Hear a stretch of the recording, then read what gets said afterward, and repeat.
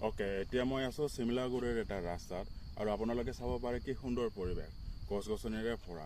আৰু এনেকুৱা নহয় যে ৰাস্তাটো কেঁচা, ৰাস্তাটো সম্পূৰ্ণ ভাল পকী ৰাস্তা। আৰু মই এইখিনি ক'ব বিচাৰিছোঁ যে বহুত এনেকুৱা ঠাই আছে য'ত ৰাস্তা বনোৱাৰ নামত গছ গছনি কাটি একদম বিশৃংখল কৰে।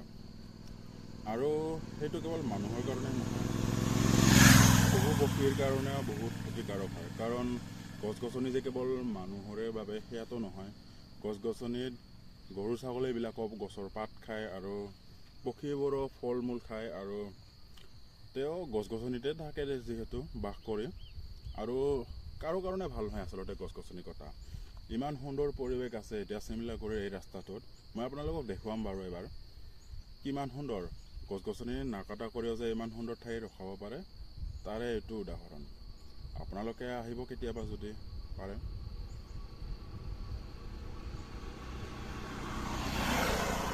ৰাস্তাত বহুত মানুহ আহি আছে বাৰু, মোৰ লগত এতিয়া কোনো নাই, মই বাইকতে মোবাইলটো থৈ কেনে ভিডিঅ' বনাই আছোঁ ষ্টেণ্ডত। যিয়ে নহওক, ঠাইডোখৰ বহুত ভাল লাগিল। আগতে খুব আহিছিলোঁ এদি, কিন্তু এতিয়া কাম বন সিমান নহয় ইফালে, তো অহা নহয়। আজি আহিলোঁ, খুব ভাল লাগিল, সুন্দৰ হাৱা চলাই আছে আৰু পৰিৱেশটোও ভালেই।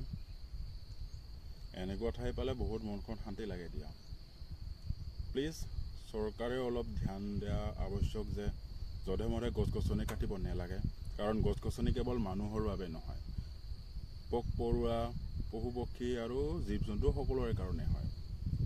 গছ গছনি সকলোকে লাগিবই, তেতিয়াহে সকলো ভালকৈ থাকিব পাৰিব। বাৰু আজিৰ কাৰণে এইখিনিয়ে, আপোনালোকে জনাব আপোনালোকে একমত হয়নে নহয়। গাড়ীবোৰো আহি আছে।